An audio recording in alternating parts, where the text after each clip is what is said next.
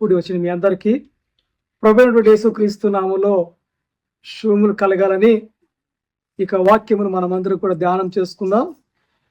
మొట్టమొదటి వచనాన్ని మనం చూసినట్లయితే, దేవుడు లేడని బుద్ధిహీనులు తమ హృదయంలో అనుకొందురు. ఇక లేఖన భాగాన్ని పరిశుద్ధమైనటువంటి దేవుని యొక్క వాక్యాన్ని కనుక మనం గమనించినట్లయితే, దేవుడు లేడని ఎవరు అనుకుంటున్నారంటండి? బుద్ధిహీనులు, జ్ఞానము లేనటువంటి వారు, దైవికమైన జ్ఞానము లేనటువంటి వారు, వివేచన లేనటువంటి వారు ఏమంటున్నారంట? దేవుడు లేడు అని అంటున్నారు. తమ హృదయంలో అనుకుంటున్నారు. ఏమని అనుకుంటున్నారు? దేవుడు లేడని బుద్ధిహీనులు తమ హృదయంలో అనుకుంటా ఉన్నారు. మానవుని యొక్క జీవితంలో అనేకమైన సందర్భాల్లో వారి యొక్క స్థితిగతులకి, పరిస్థితులకి మంచి కార్యము చూడకపోతే, దేవుడు ఉన్నాడా, దేవుడు ఉంటే ఇలా ఎందుకు చేస్తాడు అనేటువంటి ప్రశ్నలు ఈ భూలోకంలో అనేకమైనటువంటి మానవులకు వచ్చిన ప్రశ్నే. అయితే ఈ ప్రశ్నలకు ఉన్నటువంటి చరిత్రను కూడా మనము ఒకసారి ఆలోచన చేసుకోవాలని పరిశుద్ధాత్మ దేవుడికి మధ్యాహ్న కాల సమయంలో మనందరితో మాట్లాడుతూ ఉన్నాడు. ఒక ఉదాహరణ కనుక మనం చూసినట్లయితే, కుటుంబాలలో మరి చాలా మంది చనిపోతూ ఉంటారు. యవ్వన కాలంలో భర్తలు చనిపోతూ ఉంటారు, యవ్వన కాలంలో భార్యలు చనిపోతూ ఉంటారు, యవ్వన కాలంలో పుట్టినటువంటి చిన్న చిన్న బిడ్డలు చనిపోతూ ఉంటారు. రావాల్సినటువంటి సమయంలో ఉద్యోగములు రావు, కావాల్సిన సమయంలో వివాహములు జరగవు, యవ్వన కాలంలో దారి తప్పిపోతూ ఉంటారు, పాపంలో పడిపోతూ ఉంటారు. దేవుడు లేడని, దేవుడు అన్యాయము చేశాడని, దేవుడు మాకు సహాయము చేయలేదని వారెంతో బాధ కాదండి, జ్ఞానము లేక ప్రవర్తిస్తుంటారు. దేవుడు ఉన్నాడని వారికి ఆలోచన ఎంత మాత్రము లేని విధముగా మతి స్థిమితము కలిగిన వారుగాను, పిచ్చివారుగాను, వెర్రివారుగా ప్రవర్తిస్తూ ఉంటారు. అలాంటి వారిలో కొన్ని సందర్భాల్లో మీరు కూడా ఉన్నారు. సత్యాన్ని మనం అంగీకరించాలి. నాకే ఈ సమస్య రావాలా, నా జీవితమే ఎలా ఉండాలా, నాకు మాత్రమే ఈ కొద్ది సంపాదన ఉండాలా, నాకు మాత్రమే పుత్ర శోకం ఉండాలా, నాకు మాత్రమే భర్త లేకుండా దేవుడు చేశాడు అని చాలా మంది వాపోతూ ఉంటారు, బాధపడుతూ ఉంటారు, కృంగిపోతూ ఉంటారు. హల్లెలూయా, దేవునికి స్తోత్రం. వారు ఏమంటున్నారంట? దేవుడు లేడని బుద్ధిహీనులు తమ హృదయంలో అనుకుందరు. దేవునికి స్తోత్రము. బుద్ధి కలిగిన వారు, జ్ఞానము కలిగిన వారు ఎవరు? బుద్ధి కలిగిన వారు దావీదు మహారాజు బెత్షెబతోటి పాపము చేసినప్పుడు, వారికి గర్భము దాల్చినప్పుడు దావీదు మరి పశ్చాత్తాపడుతున్నట్లుగా మనం అందరం కూడా చూస్తూ ఉన్నాం. బెత్షెబతోటి మరి కలిగినటువంటి గర్భమును దేవుడు మరి తీసివేసుకున్నాడు. ఆయనను వారికి కలిగినటువంటి ఫలము దేవుడిచ్చిన బహుమానమే. అయినప్పటికీ కూడా దానిలో ఏం లేదంట? పరిశుద్ధత లేదు, పరిపూర్ణత లేదు, సంపూర్ణత లేదు, యథార్థత లేదు. పాపం వల్ల ఏమొస్తుందంటండి? మరణము వస్తూ ఉంటది. అయితే దావీదు వెంటనే బుద్ధిహీనుడుగా ప్రవర్తించలేదు. దేవుడు లేడని మాట్లాడడం లేదు. దేవుని సన్నిధిలో పశ్చాత్తాపము కలిగిన వాడిగా ఉన్నట్లుగా లేఖనాలు చూస్తున్నాం. అనేకమైన సందర్భాల్లో మీ జీవితంలో కూడా మరి దేవుడు లేడని మీరు జ్ఞానము లేక మాట్లాడుతూ ఉంటారు. జ్ఞానము లేక కాదు, పాపము కలిగి మీరు మాట్లాడుతున్న విషయాన్ని ఇక మధ్యాహ్న కాల సమయంలో మీరు జ్ఞాపకం చేసుకోవాలి. కొంచెం ఘాటుగానే ఉంటే మాటలు, సత్యం ఎప్పుడు కూడా భయము కలిగిస్తూ ఉంటది, హృదయాన్ని కలవరమును కలిగిస్తూ ఉంటది. అయితే ఎప్పుడైతే ఈ భయం నుంచి మన హృదయంలో పశ్చాత్తాపంగా దేవుని సన్నిధిలో ఒప్పుకుంటా ఉంటామో అప్పుడు దేవుడు ఏమిస్తా అంటండి, నెమ్మదియు సమాధానమును జీవమును మనందరికీ అనుగ్రహిస్తాడని ఈ మధ్యాహ్న కాలంలో పరిశుద్ధాత్మ దేవుడు మాట్లాడుతాడు. బుద్ధి లేనటువంటి వారు ఏం మాట్లాడతారంట, దేవుడు లేడని మాట్లాడుతూ ఉంటారు. ఇప్పుడు వరకు నడిపించిన దేవుడు, ఇప్పుడు వరకు పోషించిన దేవుడు, నశించిపోతున్నట్టు నిన్ను ఆయన విశ్వాసం కలిగే విధంగా రక్షణ కల్పించిన దేవుడు ఒక చిన్న సమస్య లోకమును చూసి బ్రతుకుతున్నట్టు నీకు ఇతరులతో పోల్చుకొని అలాంటి జీవితం నాకు లేదని దేవుడిని నిందించటము, దేవుడు లేడని బుద్ధిహీనులుగా అవివేకులుగా జీవించటము, మాట్లాడటము ఎంత భక్తిహీనత, ఎంత పాపపు జీవితం అన్న విషయాన్ని మీరందరూ కూడా జ్ఞాపకం చేసుకోవాలి. మేమున్నాను కదా, దేవుడు లేడని బుద్ధిహీనులు తమ హృదయంలో అనుకొందురు, వారు చెడిపోయిన వారు. ఎవరు చెడిపోయిన వారంట? బుద్ధి లేనటువంటి వారు, దేవుడు లేడు అనేటువంటి వారు. చాలా మంది సంఘానికి వస్తూ ఉంటారు, చాలా మంది సంఘానికి వచ్చేటువంటి వారు కొంతమంది చెప్తా ఉంటారు, దేవుడు మాకు ఈ కార్యము చేస్తే, ఈ అప్పులు తీసివేస్తే దేవుని దగ్గరికి వస్తా, దేవుడు నా కుమార్తెను కుమారుని ఎగ్జామ్స్ లో చక్కగా పాస్ చేపిస్తే ఈ సంవత్సరం బాప్తిజం ఇప్పిస్తా అంటే సహాయము చేసేది ఎవరు?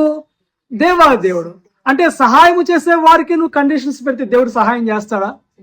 చేయడు. చాలా మంది ఈ లోకంలో అలాగే దేవుని రక్షణ చూడలేని వారుగా ఉంటున్నారు. మారు మనసు పొందమంటే, రక్షణ పొందమంటే దేవుడు ఆ వివాహం జరిగిస్తే, వారికి బిడ్డలు పుట్టిస్తే, వారికి ఉద్యోగం ఇస్తే అప్పుడు దేవుని సన్నిధికి వస్తాము, అప్పుడు రక్షణ పొందుకుంటామని చెప్పేసి చాలా మంది మాట్లాడుతుంటారు. వారందరూ కూడా ఎవరంటండి? బుద్ధిహీనులు, జ్ఞానం లేనటువంటి వారు. మరి నీవు నేను మనమందరం అయితే దేవుని సన్నిధిని నిత్యము కూడా అనుభవిస్తున్న వారుగా ఉంటున్నాము, దేవుని ఆత్మతో జీవించబడుతున్న వారుగా ఉన్నాము. దేవుడే నిజరక్షకుడు అని యేసుక్రీస్తు నామం పేరట, మరి పరిశుద్ధ నామం పేరట, ఆ పరలోక తండ్రి నామం పేరట రక్షణ, మారు మనసు అందరం కూడా మనము కలిగి ఉన్నాము. మన జీవితంలో ఎప్పుడు కూడా ఆ ఊహలలో కూడా, తలంపుల్లో కూడా, మనుషులను బట్టి కూడా, పరిస్థితులను బట్టి కూడా చూసి మనము దేవుడు ఉన్నాడా, దేవుడు ఉంటే ఇప్పుడు ఇది జరగాలి అని అనుకుంటాం. దేవుడు నా హృదయాన్ని చూస్తే ఇది జరుగుతుంది అని మనమే ఏమేమి పెట్టుకుంటా ఉంటాండి? సందేహములు పెట్టుకుంటా ఉంటాం. రూపాయి కాయిన్ పైన వేసి ఇది బొమ్మ అచ్చ అని మనం అందరం కూడా అనుకుంటాం కదా. ఇప్పుడు ఉన్నటువంటి పరిస్థితుల్లో మనకు క్లిష్టకాలంలో కావచ్చు, ఏదైనా పరిస్థితిలో ఉన్నప్పుడు మనకు సడన్ గా ఆలోచన వస్తుంటది, ఇప్పుడు గనక దేవుడు నన్ను చూస్తే గనక ఇది జరుగుతుంది, ఒకవేళ గనక దేవుడు చూడకపోతే ఇది జరగదని మనలో మనమే దేవునికి అవమానకరముగా బుద్ధిహీనతగా ప్రవర్తిస్తుంటారు. అయితే దేవుడు ఆ బుద్ధిహీనత నుంచి దేవుడు జ్ఞానవంతులుగా చేటుకు మధ్యాహ్న కాల సమయంలో మనందరితో మాట్లాడుతూ ఉన్నాడు. అపవాదికి ద్వారా కూడా దేవుడు తన బిడ్డలకు జ్ఞానమును బోధించగలడు. హల్లెలూయా, హల్లెలూయా, హల్లెలూయా. దేవునికి స్తోత్రం కలుగుగాక, దేవునికి ఘనత కలుగుగాక. దేవుడు లేడని బుద్ధిహీనులు ఏం చేస్తారంట? తమ హృదయంలో అనుకుంటున్నారు. వారంతా కూడా ఏమైపోయారంట? చెడిపోయినటువంటి వారు, అసహ్య కార్యములు చేయుదురు. ఎలాంటి కార్యములు చేస్తారంట? ఒకవేళ కనుక నువ్వు దేవుడు లేడని నువ్వు మాట్లాడుతుంటే నువ్వు పాపపు జీవితంలో జీవిస్తున్నావు. అసహ్య కార్యములు నీకు తెలియకుండానే నీ కుటుంబంలో నువ్వు జరిగిస్తున్నావు, నీ సమాజంలో చేయిస్తున్నావు, వ్యక్తిగతంగా నీవుగానే అసహ్య కార్యములు చేసుకుంటున్నావు, అసహ్యకరమైన చూపులు చూస్తున్నావు, అసహ్యకరమైన నడవడిక నువ్వు కొనసాగిస్తున్నావు. దేని వలన? బుద్ధి లేకపోవటం వలన, దేవుని జ్ఞానం లేకపోవటం వలన, దేవునిలో పరిపూర్ణత లేకపోవటం వలన, సంపూర్ణత లేకపోవటం వలన నీవుగానే అసహ్య కార్యములు చేస్తున్నావు. అది నువ్వు గ్రహించినటువంటి లోతులోకి వెళ్ళిపోయిన వారుగా మీరందరూ కూడా ఉన్నారన్న విషయాన్ని జ్ఞాపకం చేసుకోవాలి. దేవుడు ఉన్నాడు, నేను యేసుక్రీస్తుని అంగీకరించాను, నేను క్రైస్తవుడిని అని చెప్పుకున్నట్టు కాదు, కానీ ఆ క్రీస్తు వలె నడుచుకున్నట్టు దేవుడు ఉన్నాడు. నాకు ఎటువంటి భయము రానే రాదు. 10,000 మంది కుడివైపు పడినను, ఎడమవైపు 1000 మంది పడినను నాకు ఎటువంటి అపాయము రాదనేటువంటి లేఖన భాగాన్ని మనం గమనించినట్లయితే, అంటే సందర్భాలు, పరిస్థితులు మనల్ని ఈ లోకమును చూచి క్రిందికి పైకి, కొండలలో, లోయలలో, గుహలలో వెళ్లే విధముగా ఎటువంటి ఆధారం లేనిటువంటి పరిస్థితులు మనము చూస్తూ ఉంటాము. ఎలాంటి స్థితిలో ఉన్నా, ఎలాంటి పరిస్థితిలో ఉన్నా దేవుడు నాకు తోడుగా ఉన్నాడు, దేవుడు నన్ను నడిపిస్తున్నాడు, దేవునితో నేను ఉన్నాను, దేవునితో వ్యతిరేకముగా అమర్యాదగా నేను నడుచుకోనుకోకూడదు. ఒకవేళ కనుక నీతో సందేహం కలిగి ఉన్నట్లయితే అది అపవాది తీసుకొస్తున్నటువంటి సమస్య.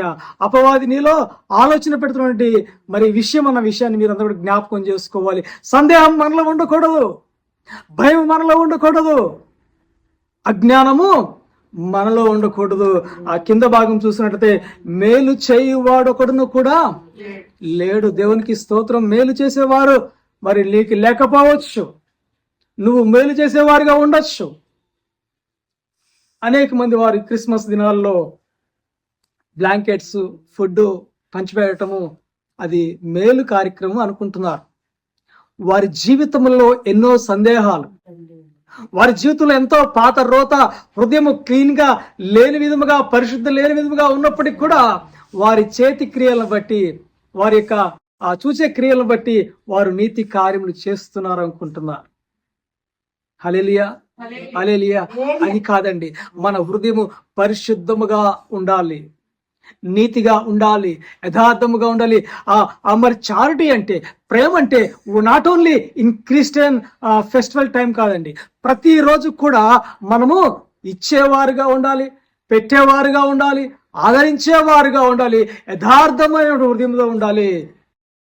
అపవాది రాళ్ళు వేస్తున్నా, అపవాది నిందలు వేస్తున్నా వాటిని తీసుకున్నటువంటి సహనము, దీర్ఘశాంతం నీలో కలిగిన వారుగా ఉండాలి. ఆ దేవుడు లేడు, వాళ్ళు నా మీద రాళ్ళు వేస్తున్నారు, నిందలు నా మీదకి వస్తున్నాయి, అన్ని జనులు నా మీద యుద్ధము చేస్తున్నారని మనము దేవునికి దూరముగా ఉండకుండా, మరి దేవునికి వ్యతిరేకముగా ఉండకుండా, మనం సనగుకొనకుండా, గొనగకుండా మనము దేవుని జ్ఞాన వివేచతోటి దీర్ఘశాంతం అనే ఆత్మీయ ఫలము నాలో ఉన్నది, దేవుని పోలిక చొప్పున నేను నడుచుకుంటున్నాను, దేవుడు నాకు ఉన్నాడు. హల్లెలూయా. నాకు ఈ లోకమైన మరణం ఉండొచ్చేమో కానీ నిత్యమైన జీవము నాకు ఒకటి ఉన్నదన్న విషయాన్ని మీరందరూ గ్రహించుకోవాలి. మేలు చేయవాడు ఒక్కడు కూడా లేడు, ఇంకా రాబోయేటువంటి రోజుల్లో కూడా ఉండనే ఉండరు. నిన్ను దోచుకోవాలని, నిన్ను వెంబడించాలని, నీకు కలిగినంత కూడా సమస్తమును కూడా తీసుకోవాలని, నిన్ను నిర్మూలము చేయాలని, నిన్ను అనగదొక్కాలని, నిన్ను అవమానపరచాలని, నిన్ను సిగ్గుపరచాలని చెప్పి ఈ లోకము నిన్ను వెంబడిస్తూ తప్ప నీకు మేలు చేయాలని ఎవ్వరు కూడా ఆశ కలిగిన వారు ఉండరు. హల్లెలూయా. దేవుడు ఈ మధ్యాహ్న కాల్సులు నీతో మాట్లాడుతున్నాడు. మేలు చేయవాడు ఒక్కడును కూడా లేడు. ఈ లేఖన భాగాన్ని గనక మనం చూసినట్లయితే ఇంకొక 2వ వచనం కూడా చూసుకుని నేను కొన్ని విషయాల్లోకి వెళ్ళాలని ఆశపడుతున్నాను. వివేకము కలిగి దేవుణ్ణి వెదుకువారు కలరేమో అని దేవుడు ఆకాశము నుండి చూచిన నరులను పరిశీలించను. వారందరూ దారి తొలగి బొత్తిగా చెడి ఉన్నారు, ఒకడును తప్పకుండా అందరూ చెడి ఉన్నారు. మేలు చేయువారు ఎవ్వరును లేరు, ఒక్కడైనను లేడు. హల్లెలూయా. ఒక్కడు కూడా మేలు చేసేవాళ్ళు అంట, అందరూ బొత్తిగా చెడిపోయిన వారుగా ఉన్నారు. అబ్బా, ఎంత సంతోషమే కదండి ఈ మాట. అంటే వాళ్ళు చెడిపోయారు కదా, నేను కూడా వాళ్ళందరిలో ఒక్కనే. క్రైస్తవ జీవితంలో ఒక సంతోషకరమైనటువంటి సంతోషము, బాధ కలిగించే మాట ఏంటంటే, ఆ నీతిమంతుడు 7 మార్లు పడిపోయాడు మరలా లేసాడని చెప్పేటువంటి, అంటే వారిలో సమర్థించుకొని పాపం చేస్తూనే ఉంటారు, తప్పులు జీవిస్తూనే ఉంటారు, అబద్ధములు మాట్లాడుతూ ఉంటారు, ఒకరిపై నిందలు వేస్తూ ఉంటారు. మరలా నీతిమంతుడు పడిపోయిన, అయ్యా నన్ను క్షమించు, నన్ను కడుగు, అనుదినము కూడా పరిశుద్ధాత్మ శక్తితో కడుగు కడుగు కడుగు. అనుదినము కూడా క్రీస్తుకు సిలువ వేసేవారిగా మనం ఉండకూడదు. హల్లెలూయా. మారు మనస్సు అనేది జీవితంలో ఒక్కసారే కలిగి ఉండాలి. దానినే మారు మనస్సు అంటారు. హల్లెలూయా, హల్లెలూయా. దేవుడు చూస్తున్నాడంట, పరిశీలిస్తున్నాడంట. నరులలో ఆకాశం నుండి ఆయన పరిశీలిస్తున్నాడు. ఈ మధ్యాహ్న కాల సమయంలో మనం చిన్న మందగా ఉన్నామేమో, కానీ ఈ యొక్క మందలోనే దేవుని యొక్క సన్నిధి ఉన్నది. ఆయన నిన్ను చూస్తున్నాడు, మనలందరూ చూస్తున్నాడు, మన హృదయాలను పరిశీలిస్తున్నాడు. ఇప్పటికైనా నీ హృదయాన్ని మార్చుకొనగలుగుతావని దేవుడు ఆయన చూస్తా ఉన్నాడు. దేవునికి స్తోత్రం కలుగును గాక. దేవునికి ఘనత కలుగును గాక. ఒకవేళ కనుక ఈ లోక సందర్భంగా ఒక ఉదాహరణ మనం చూసుకున్నట్లయితే, మనము ఎవరినైనా ప్రేమించినప్పుడు మన ప్రేమను వారు అంగీకరిస్తే వారి కోసము ఏమి చేయుటకైనా సరే సిద్ధముగా ఉంటాం. మన దగ్గర లేకపోయినప్పుడు కూడా వారికి అడిగిన దానికంటే ఎక్కువగా ఇవ్వటకు ప్రయత్నం చేస్తూ ఉంటాం. అదే విధముగా యేసుక్రీస్తు ప్రభుని వారు కూడా ఆయన నీ హృదయాన్ని పరిశుద్ధముగా చూడాలనుకుంటున్నాడు. ఆయన ప్రేమను సంపూర్ణంగా స్వీకరించాలని ఆయన చూస్తా ఉన్నాడు. ఆయనను పరిశుద్ధముగా, పవిత్రముగా, యథార్థముగా నాకు దేవుడు నన్ను ప్రేమిస్తున్నాడు. నేను గనక ఆయన తిరిగి ప్రేమించినట్లయితే, నేను గనక తిరిగి దేవునితోటి సహవాసము చేసినట్లయితే, నేను గనక ద్రాక్షవల్లి వలె, తీగల వలె ఆయనలో ఉన్నట్లయితే నేను ఫలిస్తాను అనే ఆశ నీలో ఈ మధ్యాహ్న కాల సమయంలో ఉన్నట్లయితే ఆశగల ప్రాణాన్ని దేవుడు తృప్తిపరుస్తా ఉంటాడు. హల్లెలూయా, హల్లెలూయా. దేవుడు లేడు, ఈ అన్యాయము చేశాడు, నాకు డబ్బులు లేవు, అప్పులే మిగిలి ఉన్నాయి, నిందలే ఉన్నాయి, అవమానములే ఉన్నాయి, సిగ్గే ఉన్నది, బలహీనతలే ఉన్నాయి, అనారోగ్యం ఉన్నదని చెప్పేసి నువ్వు అనుకుంటే దేవుడు ఏమీ చేయలేడు. నా దేవుడు నాలో ఉండి నా ఆరోగ్యమును బలపరుస్తాడు. నా యొక్క ఆ నరకపు మరణమును తీసివేసిన దేవుడు, నిత్య జీవం ఇచ్చిన దేవుడు ఈ లోకంలో నన్ను నిలబెడతాడు, నన్ను మేలు చేసేవాడికి నిలబెడతాడని చెప్పేసి మనమందరం కూడా ఆయనందు విశ్వాసము కలిగిన వారుగా ఉండాలి. ఈ లేఖన భాగం బట్టి పరిశుద్ధ గ్రంథంలో 3 వ్యక్తులు మనం జ్ఞాపకం చేసుకోవచ్చు. అనేక మంది వ్యక్తులను కూడా మనం జ్ఞాపకం చేసుకోవచ్చు. అబ్రహాం యొక్క జీవితంలో ఎంతో విశ్వాసంతో ఉన్నాడు. 75వ సంవత్సరంలో దేవుడు మాట్లాడి ఉన్నాడు. ఆ యొక్క మరి సొంత కుమారుడిని, సొంత వారసుడిని దేవుడు అనుగ్రహిస్తా అని చెప్పి ఉన్నాడు. ఆ 25 సంవత్సరముల నిరీక్షణ తర్వాత 100వ ఏటలో అబ్రహాంకి ఏమిచ్చినా అండి? సొంత కుమారుని ఇచ్చి ఉన్నాడు. గమనించాలి ప్రియ సంగమా, జాగ్రత్తగా వినాలి. వాక్యము జాగ్రత్తగా వినాలి. వాక్యము గనక వినకపోతే వినుట వలన విశ్వాసం వస్తుంది. కాబట్టి ఆ విన్నదేదో మీరు వినకపోతే విశ్వాసము మీలో రాదు. ఎవరిపైన విశ్వాసము? దేవుని పైన విశ్వాసం రాదు. అయితే అబ్రహాము దేవుని విశ్వాసము కలిగిన వాడిగా ఉన్నాడు. ఆ 100వ ఏటలో సొంత కుమారుడిని పొంది ఉన్నాడు. దేవుడు ఉన్నాడని నమ్మి ఉన్నాడు. దేవుడిని చూచినాడు. ఆయన యొక్క విశ్వాసము అది నీతిగా ఎంచబడింది. విశ్వాసము నీతిగా ఎంచబడుతుంది, కానీ క్రియలు విశ్వాసముగా నీతిగా చేయవన్న విషయాన్ని జ్ఞాపకం చేసుకోవాలి. అది మానవులు చేస్తున్నట్టు నీతి కాదు. ఒకవేళ కనుక నీతి నీలో ఉందంటే అది కేవలము దేవుని యొక్క నీతి. దేవునికి స్తోత్రము. ఇప్పుడు అబ్రహాము విశ్వసించినాడు, నీతిమంతుడిగా ఎంచబడి ఉన్నాడు. ఇప్పుడు ఏదైతే ఇక విగ్రహారాధన విడిచిపెట్టి అబ్రహాము ఆ బొమ్మలను విడిచిపెట్టి సత్య దేవుడిని తెలుసుకుని వాగ్దానం చేసిన విధముగా సొంత కుమారుని పొందుకున్న తర్వాత ఏ విధంగా అయితే దేవుడిని ఆరాధిస్తున్నాడో, ఏ విధంగా అయితే దేవుడిని స్తుతిస్తున్నాడో, అబ్రహాం యొక్క విశ్వాస జీవితం మనం అందరం కూడా చూస్తున్నాం. సొంత కుమారుడు పుడితే ఎంత సంతోషం అండి, ఎంత ఆనందం అండి, ఎంత గొప్ప మహా ఉత్సవం లాగా మనకు అటువంటి ఆనందము ఉంటుంది. అలాంటి కుమారుడిని ఇస్సాకుని ఆ దేవాదేవుడు బలి అడిగితే దేవుడు లేడు అని మాట్లాడలేదు. హల్లెలూయా. దేవుడు లేడు అని మాట్లాడలేదు. నా దేవునికి నమ్మకముగా నేను జీవించాలి, నిజముగా దేవుడే ఇచ్చినట్లయితే నా కుమారుని ఎందుకు తీసుకుంటాడు అని ప్రశ్నించలేదు. ఈ రోజులో చాలా మంది ప్రశ్నించేవారు ఉంటున్నారు. నాకెందుకు చేయలేదు, నా కుమార్తెకి ఎందుకు చేయలేదు, నా కుమారుడికి ఎందుకు చేయలేదు, ఎందుకయ్యా వివక్ష చూపిస్తున్నావు అనేటువంటి బుద్ధిహీనత కలిగిన వారుగా ఉండకూడదు, అజ్ఞానులుగా ఉండకూడదు. నీ దేవునికి సమస్తమును కూడా సాధ్యమే.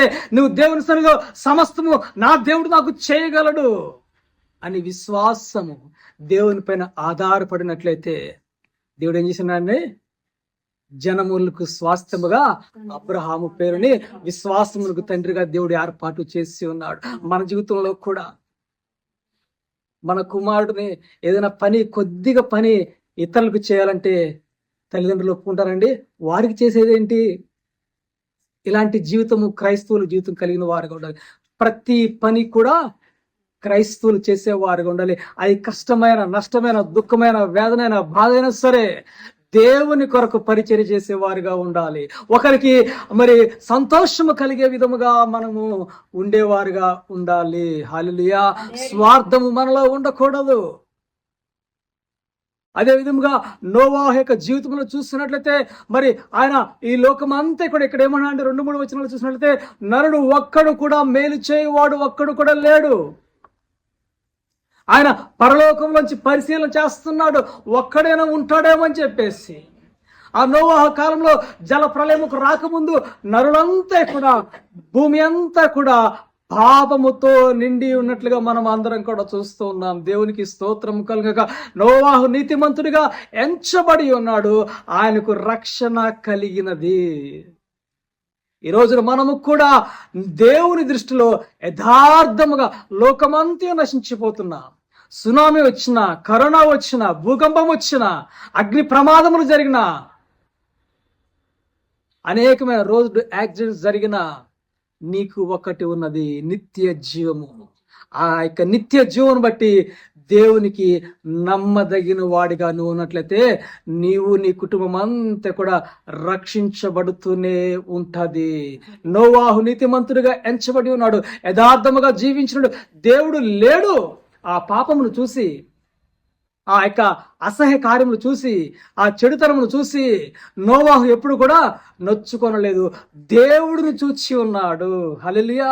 ఈ లోకంలో మనుషులందరినీ పాపపు జీవితమును, పాపపు మార్గమును, పాపపు మనుషులను, వ్యక్తులను వారు కోపపడి తీరును బట్టి మనమందరం కూడా చూస్తాము. కానీ ఒక క్రైస్తవుడుగా చూడవలసింది దేవుని సిలువను చూడాలి, ఆయన త్యాగమును చూడాలి. ఆయన నీ కొరకు ఏమి చేస్తున్నాడో నువ్వు త్యాగమును జ్ఞాపకం చేసుకున్నట్లయితే ఈ లోక సంబంధుల వలె నువ్వు ఉండవు. హల్లెలూయా, హల్లెలూయా. నువ్వు లోకమునకు వెలుగుగా దేవుడు నిన్ను ఏర్పాటు చేస్తుంటాడు. హల్లెలూయా. ఈ లోకంలో మీరందరూ కూడా లోకమునకు వెలుగే ఉన్నారని చెప్పేసి దేవుని యొక్క వాక్యం సెలవిస్తుంది. కానీ వాక్యాన్ని బట్టి సంతోషిస్తున్నాము, మనల్ని మనము సమర్థించుకుంటున్నాము, కానీ అటువంటి జీవితమును కొనసాగించలేని వారుగా ఉండిపోతున్నాం. కాబట్టి ప్రియ సంగమా, ఈ మధ్యాహ్న కాల సమయంలో మనమందరం కూడా లోకమును చూచి, పులిని చూచి నక్క వాత పెట్టుకున్నట్లుగాను, ఆ మేడి పండు చూసి మేలుమే ఉన్నట్లుగా మన యొక్క బ్రతుకులు ఉండకూడదు. కానీ అవునంటే అవును అనే విధముగా మన యొక్క మాట ఉండాలి. హల్లెలూయా, హల్లెలూయా. దేవునికి స్తోత్రం కలుగక ఇంకొక వ్యక్తిని కనుక మనం చూసినట్లయితే యోబు యొక్క జీవితంలో సమస్తమును కూడా కలిగిన వాడుగా ఉన్నాడు. కుమార్తెలు ఉన్నారు, కుమారులు ఉన్నారు, వెండి బంగారం ఉన్నది. ఆ దేశంలోనే అతని కంటే ఐశ్వర్యవంతుడు, ధనవంతుడు, భక్తిపరుడు, యథార్థవంతుడు, భయభక్తులు కలిగిన వారు లేనే లేరు. అలాంటి వ్యక్తికి, దేవుడిని చూచినటువంటి వ్యక్తికి, దేవునితో నడిచిన వ్యక్తికి, దేవునితో సహవాసం చేసిన వ్యక్తికి ఒక్కసారిగా నేలమట్టమైపోయాడు, కృంగిపోయాడు, మరి బలహీనుడైపోయాడు, అనారోగ్యం అయిపోయింది, జబ్బు వచ్చినది. ఆయన చూచి జనులందరూ కూడా అసహించుకుంటున్నారు, చెదరించుకుంటున్నారు. ఈ రోజున నీ బ్రతుకు కూడా అటువంటి బలహీనమైన స్థితిలో నిన్ను చెదరించుకుంటున్నారేమో. కానీ నువ్వు దేవుని వైపు చూసినట్లయితే దేవుడు ఎక్కడ కనపడతాడని 4 దిక్కుల నుంచి కూడా చూస్తున్నాడు యోబు. దేవుడు ఎప్పుడన్నా నన్ను దర్శించబోడా, నన్ను రక్షించడా, నన్ను కాపాడా, తిరిగి మరలా నా స్థితిని నాకు ఇవ్వడా అని చెప్పి ఎదురు చూస్తా ఉన్నాడు. దేవుడు లేడని మాట్లాడటం లేదు. దేవుడు అంటే కనుక నాకు ఇటువంటి నష్టం ఎందుకు కలుగుతుందని మాట్లాడటం లేదు. దేవునికి స్తోత్రం కలుగును గాక, దేవునికి ఘనత కలుగక. ఎంతో మందికి ఉపచారము చేసినాడు, ఎంతో మంది మంచి కార్యములు చేసి ఉన్నాడు, ఎంతో మంది ఆదరించి ఉన్నాడు. దేవునికి స్తోత్రం కలుగక. మరి మన జీవితంలో ఆ ఇక అబ్రహాము జీవితంలో ఇస్సాకును బలి అర్పించినప్పుడు మరి దేవుడు లేడని అబ్రహాము మాట్లాడలేదు. నోవాహు జీవితంలో లోకమంతా కూడా పాపం చేస్తున్నప్పుడు ఇంకంతా కూడా పాపమే కదా, ఇంకా దేవుడు ఎక్కడున్నాడని చెప్పేసి నోవాహు మాట్లాడటం లేదు. సమస్తమును కూడా కోల్పోయినప్పుడు కూడా యోబు యొక్క జీవితంలో దేవుడు లేడని మాట్లాడటం లేదు. దేవునికి స్తోత్రం కలుగక. ఒకవేళ కనుక యోబులాగా, నోవాహులాగా, అబ్రహాములాగా నువ్వు జీవించాలనుకుంటే నీలో ఉన్నటువంటి యూదా ఇస్కరియోతు యొక్క లక్షణములను నీలోంచి తీసివేయాలి. ఈ లోకంలో నుండి ధనమును బట్టి మనము అతిశయించకూడదు. ఈ లోక ధనము కోసం మనం ప్రయాస పడకూడదు.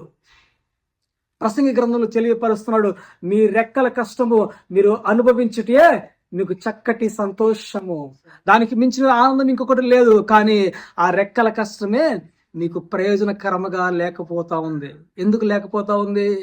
దేవుని సన్నిధిలో నమ్మకముగా యథార్థముగా నువ్వు అర్పించవలసిన అర్పణలు ఆయనకు చెల్లించడం లేదు. దేవుడు నిన్ను చూడటం లేదనుకుని ఎంత ఇస్తున్నావు కానుక? చెప్పాలి. 10 రూపాయల, 5 రూపాయల, 20 రూపాయల, 50 రూపాయల? నువ్వు కష్టము, నీ రెక్కలంతా చెమటంతా కారుస్తున్నావు. ఆ రెక్కల కష్టంలోంచి, ఆ చేతుల కష్టంలోంచి దేవునికి ఇవ్వవలసినది ఇచ్చినట్లయితే నీ ప్రయాసము, నీ ఉద్యోగములను, నీ వ్యాపారమును, శ్రమను తగ్గిస్తాడు, ఫలింపజేస్తా ఉంటాడు. హల్లెలూయా, హల్లెలూయా. కాబట్టి ఈ మధ్యాహ్న కాల సమయంలో మనము బుద్ధిహీనత కలిగిన వారుగా ఉండకూడదు, జ్ఞానవంతులుగా ఉండాలి. దేవుడు లేడు అని మనం మాట్లాడకూడదు. దేవుడు ఉంటే గనక ఈ విధముగా నా జీవితం ఎందుకు చేస్తూ ఉంటాడు? దేవుడు ఉన్నాడు కాబట్టే ఆయన స్వరూపమందు దేవుడు నిన్ను నిర్మించి ఉన్నాడు. ఆదికాండం 1వ అధ్యాయం 2వ వచనం చూసినట్లయితే భూమి నిరాకారముగాను శూన్యముగాను ఉన్నది. ఆకారమైనటువంటి భూమికే ఆకారం ఇచ్చిన దేవుడు, శూన్యములో వేలాడుతున్న భూమినే ఆకారం ఇచ్చిన దేవాదేవుడు, ఆయన రూపం ఉన్నట్టు నిన్ను ఆయన ఏమైనా చేయగలడు. దేవునికి స్తోత్రం. కృంగిపోకూడదు మనం అందరం కూడా. కాబట్టి మధ్యాహ్న కాల సమయంలో మేలు చేసేవారు నీకు లేకపోయినప్పుడు కూడా ఆ దేవుడు మాత్రమే మేలు చేస్తున్నాడు. నీ హృదయంలో దేవుడు ఉన్నాడు. దేవుడు నాతోనే ఉన్నాడు, నా కొరకే జన్మించి ఉన్నాడు, నాతోనే జీవిస్తున్నాడు. ఆయనతో నిత్యత్వంలో నన్ను నిలబెట్టుటకే ఆయన నన్ను ఏర్పాటు చేసుకున్నది. మనమందరం కూడా ఇటువంటి ఈ లోక సంబంధమైన బుద్ధిహీనుల వలె, అజ్ఞానుల వలె, అవివేకుల వలె ఉండక దేవుని వారసులుగాను, దేవుని కుమారులుగాను, దేవుని ఆత్మచేత వెలిగించబడుతున్న వారుగాను, దేవుని జీవాత్మతో జీవించబడుతున్న వారుగాను, ఆయన ద్రాక్షావల్లి మనము తీగలుగా ఫలించేవారుగా ఉండాలని తెలియపరుస్తూ చెప్పడం కొద్ది మాటలు దేవుడు దీవించి ఆశీర్వదించును గాక. ఆమేన్. చిన్న ప్రార్థన చేసుకుందాం.